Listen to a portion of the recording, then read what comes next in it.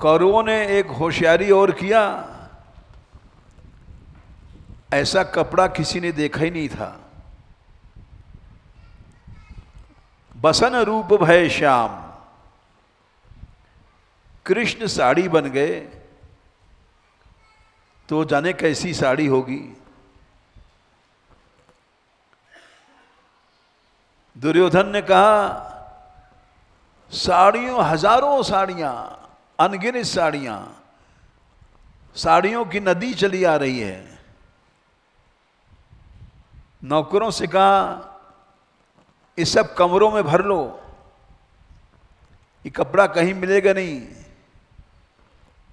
ये तो हम लोगों ने देखा ही नहीं कभी आज तक। इतना पतला, इतना मजबूत कि दुशासन जैसा 10,000 हाथियों की ताकत वाला महारथी गिर पड़ा।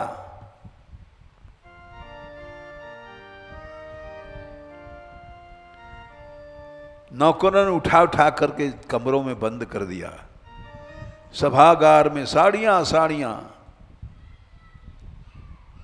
दूसरे दिन ऑर्डर हुआ साड़ियों को निकालो। सब नौकर गए, जब कमरों को खोला तो एक भी साड़ी नहीं है। अरे वो तो कृष्ण थे। बसन रूप भय श्याम,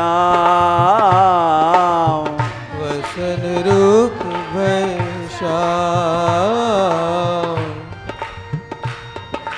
सभागार में हजारों कमरे थे, सभी कमरों को खोला गया, किसी में कुछ नहीं मिला। भगवान को कोई साधन से पा सकता है या बंद कर सकता है ताले में। सुनेरी मैंने निर्बल के बलराम, सुनेरी मैंने निर्बल के बलराम। लेकिन उसके लिए द्रुपद सुता निर्बल भई जादिन। जब तक मनुष्य में अपना कर्तृत्व रहता है तब तक भगवान नहीं आते हैं। किसी प्रकार का कर्तृत्व है, हम तपस्वी हैं, हमें अपनी शक्ति है, हमें सत्कर्मों की शक्ति है, ये सब कुछ नहीं है। ये सब भगवान से दूर कर देती है। जब तक साधक सोचता है मैं बड़ा ज्ञानी, मैं विरक्त हूं, तपस्वी हूं, भगवान दूर हैं। अपबल तपबल और बाहुबल, चौथो बल है दाम। सूर किशोर कृपाते सब बल। ये सब भगवान की कृपा से बल आता है। न बाहुबल है किसी में, न अपबल है, न तप बल है। केवल बल है तो एकमात्र भगवान। अज्ञान के कारण जीव समझता है कि मैं बली हूं। जब लगी गज बल बरत्यो अपनो, जब लगी गज बल बरत्यो अपनो। गजराज ने, उसके हजारों हथिनियों ने, बेटों ने सूंड से सूंड पकड़ करके सहायता दिया, लेकिन ग्राह जीतता गया, खींचता गया। जब लगी गज बल बरत्यो अपनो, जब लगी गज बल बरत्यो अपनो। नेक सरयो नहीं काम, नेक सरयो नहीं काम।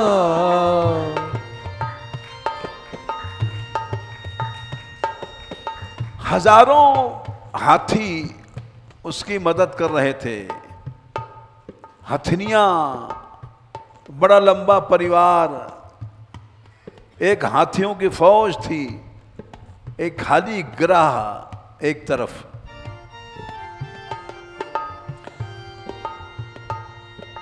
निर्बल है बलराम पुकार्यो, निर्बल है बलराम पुकार्यो,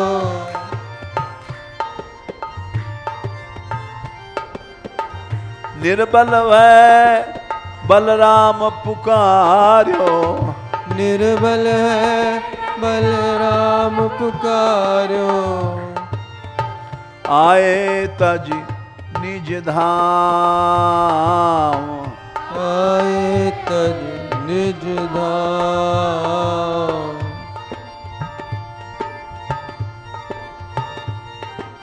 अप बल तप बल और बाहुबल, अप बल तप बल और बाहुबल, चौथो बल है दाम, चौथो बल है दाम। ये भी जितने बल हैं भगवान की कृपा से आते हैं। हम जैसे मूर्ख लोग समझते हैं कि ये पैसा हमारा है, ये ताकत हमारी है। सूर किशोर कृपाते सब बल, सूर किशोर कृपाते सब बल, हारे को हरि नाम, हारे को हरि नाम। सुनेरी मैंने निर्बल के बलराम, सुनेरी मैंने निर्बल के बलराम। बल की जब बात चलती है तो बड़े बड़े लोग शंका करते हैं कि भारत चारों ओर से घिराव में है, जिस दिन चाहेगा चाइना ब्रह्मपुत्र को रोक देगा, हिमालय में नदियों का संकट आ जाएगा देश पर। भारत शक्ति में अभी उससे कमजोर है। हमसे बहुत से लोग प्रश्न करते हैं कि भविष्य में क्या होगा। हम उस समय यही कह देते हैं कि बल तो सूर किशोर कृपाते सब बल, हारे को हरि नाम। उपासना ही सबसे बड़ा बल है। आराधना करो, उपासना करो, उससे सारा विश्व भी एक तरफ हो जाएगा, कुछ नहीं होगा।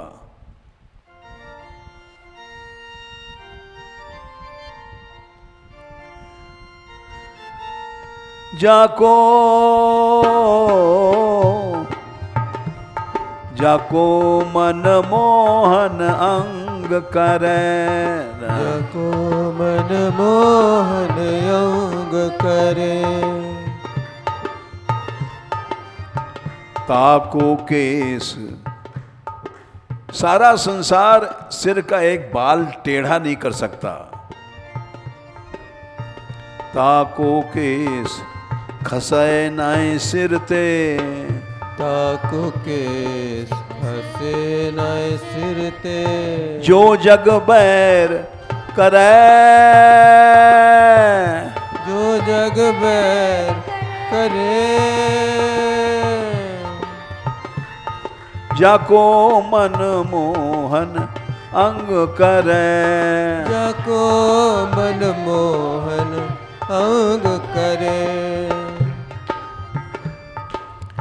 हिरण्यकशिपु परिहार थक्यो, प्रहलाद अनेक डरे। अजहू सुत उत्तान पाद का, अविचल राज करे। ध्रुव को उसकी सौतेली मां ने बाहर निकाल दिया था, जा तपस्या करके शरीर छोड़ दे और मेरे पेट से जन्म ले, मेरी कूख से निकला हुआ लड़का राजा बनेगा, तू नहीं बनेगा, तू सौत का लड़का है। बड़े गर्व से उसने कहा, क्योंकि चक्रवर्ती सम्राट उत्तानपाद उसके अधीन था। हैंड पैक्ड हस्बैंड था, जैसे नचाती वैसा नाचना पड़ेगा। लेकिन एक तरफ सुरुचि की रूप शक्ति, मादकता शक्ति और उसके पति की चक्रवर्तीपन की शक्ति, और दूसरी तरफ केवल एक भावना की शक्ति। जब ध्रुव जाता है रोता रोता और अपनी मां के पास, लोग बताते हैं कि मां ने उसको गोद में बिठा लिया। क्यों रोता है? ध्रुव ने कहा, क्या मेरे पिता से भी कोई बड़ा है? क्योंकि मेरे साथ अन्याय हुआ, जो न्याय करे। दूसरी तरफ सुनीति खड़ी है, एक निर्बल स्त्री जिसका कोई सहायक नहीं संसार में। वही स्थिति जो द्रौपदी की थी। उसने कहा, बेटा तमेव वत्साश्रय भृत्य वत्सलम, तेरा पिता क्या मुमुक्षुभिर मृग्य पदाब्ज पद्धतिम, बड़े बड़े मुमुक्षु लोग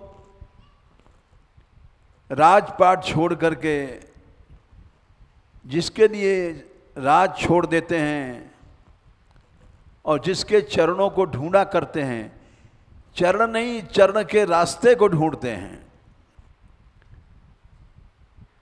और रास्ता नहीं मिल पाता, इतना बड़ा है। तेरा पिता क्या है? मुमुक्षुभिर मृग्य पदाब्ज पद्धतिम, तू जा उसका आश्रय ले।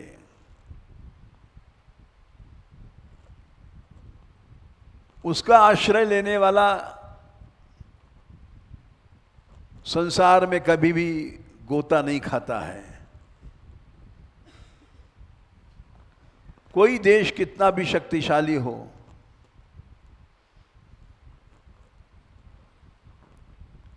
मनुष्य को विश्वास पर चलना चाहिए। हम यहां जब पहाड़ों की लड़ाई लड़ रहे थे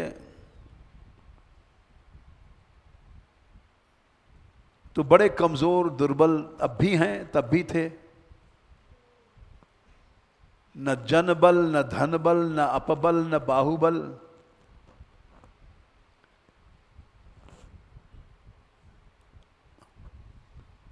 लोगों ने हमसे कहा कि आप मरना चाहते हैं। हमने कहा चाहने से कोई मौत आएगी नहीं, किसी के चाहने से नहीं आएगी, वो तो उसकी इच्छा से आएगी। हम तो केवल एक देख रहे हैं उसका खेल क्या है, शक्ति तो हमारे में है नहीं। लोग हंसते थे जैसे अब हंसते हैं, हंसने वाले हंसते हैं। जमुना आंदोलन शुरू किया इन्होंने, अरे जमुना ऐसी आ जाएगी? हरियाणा गवर्नमेंट खिलाफ है, सेंट्रल गवर्नमेंट खिलाफ है, यूपी गवर्नमेंट कुछ मदद नहीं दे रही है, सब खिलाफ, और जमुना आंदोलन छेड़ दिया इन्होंने। हमने कहा भाई बात तो ठीक कह रहे हो, लेकिन किसी गवर्नमेंट में जो शक्ति है वो भगवान की है। गवर्नमेंट में क्या शक्ति है? तो रोज इनकी कुर्सी लुढ़कती रहती है, इधर लुढ़की कुर्सी, उधर गई कुर्सी, इनमें कोई शक्ति नाम की चीज नहीं है। दिखाई पड़ता है हमको तुमको कि ये लोग बड़े शक्तिशाली हैं, इनमें क्या शक्ति है? कुर्सी की एक टांग टूट जाएगी, लुढ़क पड़ेंगे। तो हम अपने विश्वास क्यों छोड़ें? आएगी जमुना, जरूर आएगी ब्रज में, क्योंकि हम मानव शक्ति को बड़ी नहीं मानते।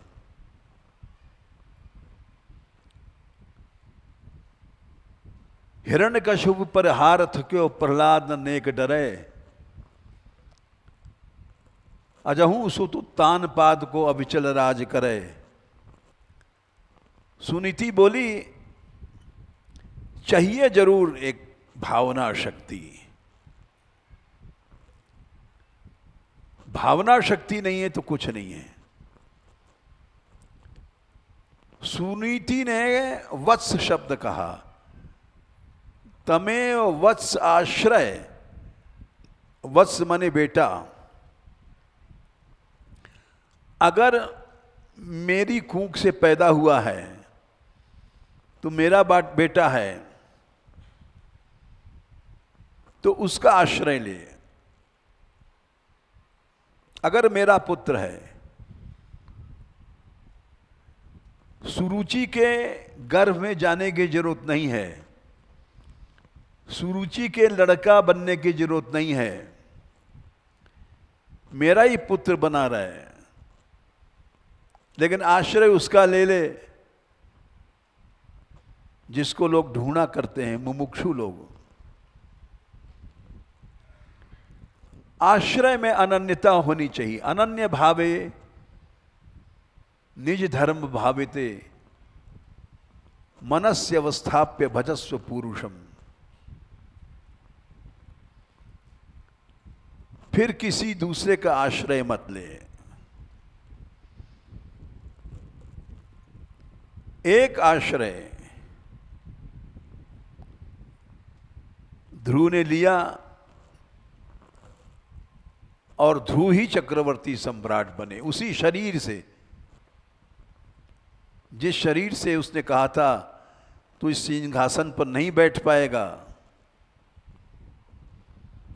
और भक्तापराध लग गया मां बेटा दोनों को। सुरुचि का लड़का उत्तम, उसको यक्षों ने मार दिया।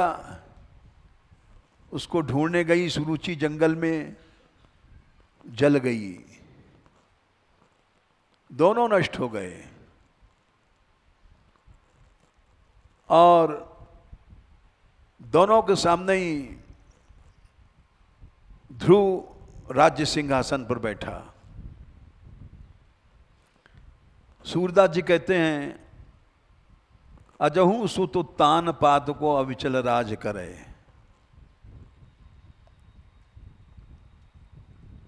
शक्ति तो एक वही है शक्तिमान की, और किसी के पास शक्ति ही नहीं है।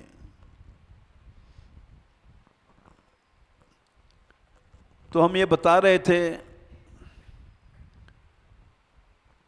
कि अगस्त की तप की शक्ति से सब समुद्र पी लिया, अथाह जल राशि, और केवल 3 चुल्लू में, केवल 3 चुल्लू में, अभी नहीं बाल्टी लोटा नहीं, हाथ में जितना पानी आ जाता है उसको चुल्लू चुलूक कहते हैं। और चौथा भी चुलूक लगाने की जरूरत नहीं पड़ी। तो ये सब उपासना की शक्ति है, विशोषणी विद्या सिद्ध हुई अगस्त ने। और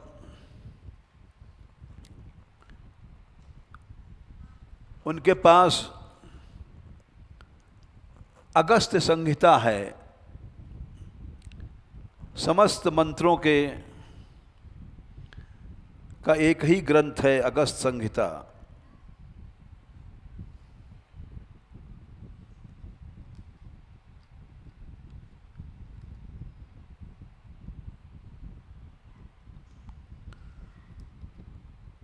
भगवान का भक्त भगवान से बड़ा हो जाता है उपासना के बल से। अगस्त जी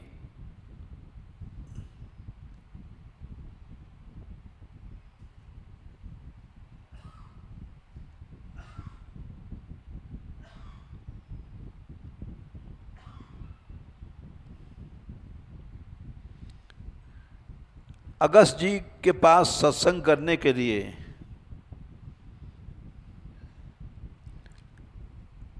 स्वयं शिव जी जाते थे।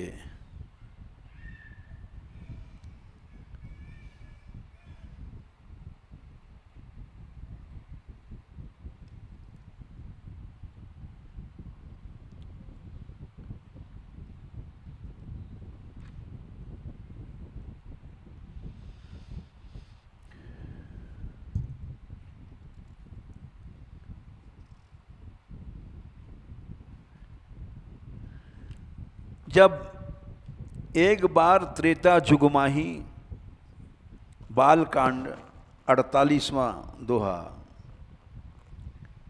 शंभु गए कुंभज ऋषि पाही।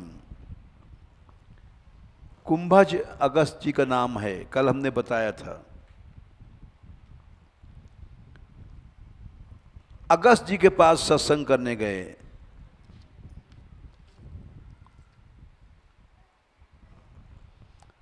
संग सती जग जननी भवानी,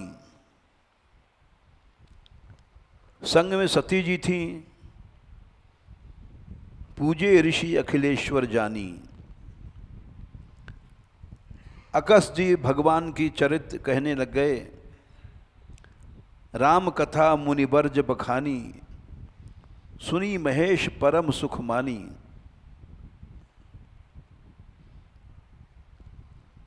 शिव जी ने सब कथा सुना। उसके बाद ऋषि ने भगवान के भक्ति के प्रश्न किया।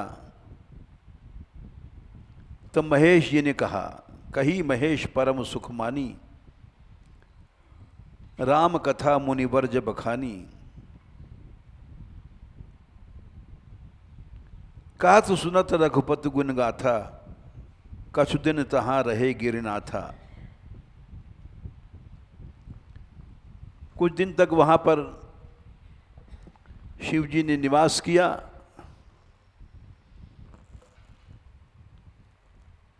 और इसी तरह से रहे तहां सनकादि भवानी, तहां घट संभव मुनिवर ज्ञानी। सनकादिक भी जाते थे वहां अगस्त जी के आश्रम पर। इन्होंने, इनकी और भी बहुत विशेषताएं हैं।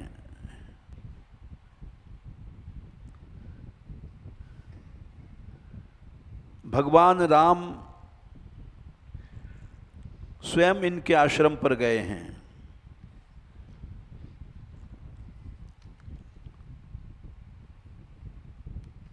ये प्रसंग आता है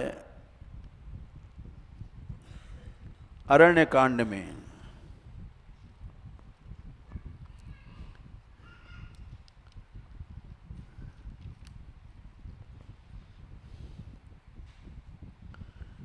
सुतीक्षण के बाद भगवान सुतीक्षण को लेकर के अगस्त के आश्रम में गए हैं और वहाँ अगस्त जी ने इनका सम्मान किया, पूजा किया।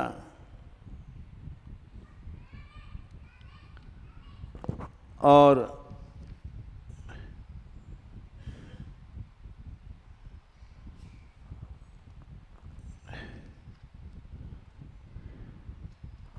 स्तुति किया है, बड़ी सुंदर स्तुति किया है।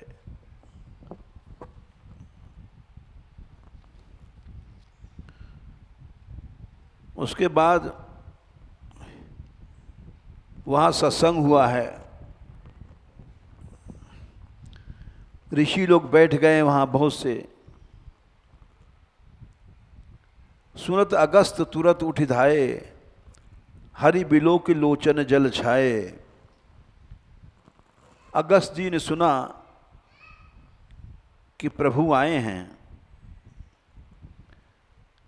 आंखों में आंसू भर करके दौड़े, मुनिपद कमल परे दो भाई, ऋषि अति प्रीति लिए उरलाई। और ऋषि ने उनकी पूजा किया। चारों ओर बैठ गए ऋषि लोग। भगवान सोचते हैं कि अब चारों ओर ऋषि बैठे हैं तो किसको पीठ दें हम। मुनि समूह मह बैठे, सन्मुख सबकी ओर, शरद इंदु तन चितवत, मानव निकर चकोर। बीच में बैठ गए और सबको ऐसा लग रहा है कि भगवान हमारी तरफ देख रहे हैं। पीठ किसी की भगवान ने नहीं देखा, उनके मुख चंद्र को सब देख रहे हैं। मुनि समूह में बैठे, सन्मुख सब की ओर, शरद इंदु तन चितवत, मानव निकर चकोर। जैसे अभी हम सुना रहे थे, पीठ नहीं दिखाया भीम ने नारायण अस्त्र को, युद्ध करने लग गए। भगवान ने आज्ञा दिया, इन नारायण है भगवान, इनसे युद्ध नहीं करो, पीठ दे करके शरण में चले जाओ। लेकिन भीम हठी थे, वो गदा लेके टूट पड़े।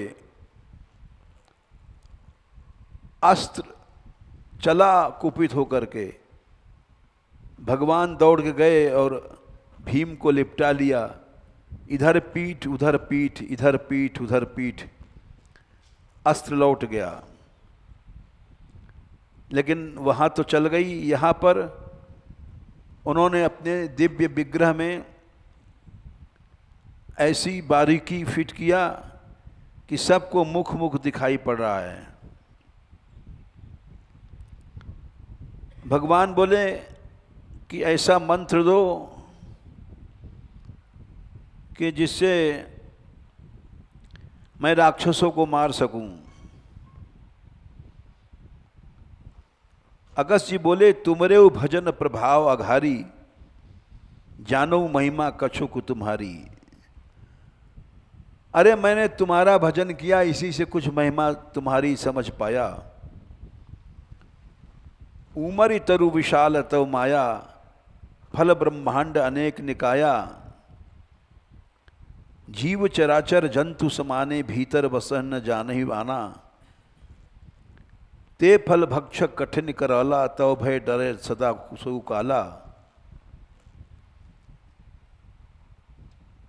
उन्होंने कहा, हे नाथ, अगस्त जी ने,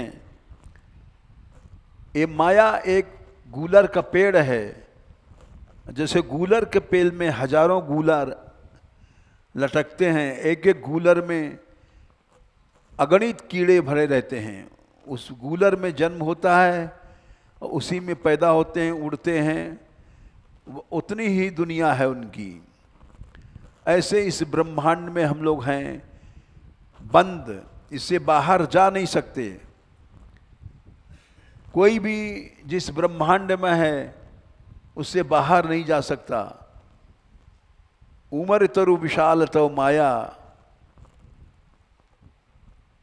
और उसमें हम लोग जीव हैं। हम लोगों की क्या औकात है, क्या हैसियत है, इस ब्रह्मांड से बाहर नहीं जा सकते। फिर भी मैं आपको मंत्र बताऊं, हे नाथ, ये आप क्या कर रहे हैं?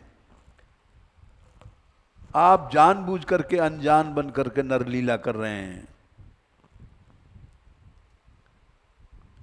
तो इस तरह से अगस्त जी का विशाल चरित्र है। ये बड़े अच्छे उपासक हैं, भक्त हैं, तपस्वी हैं।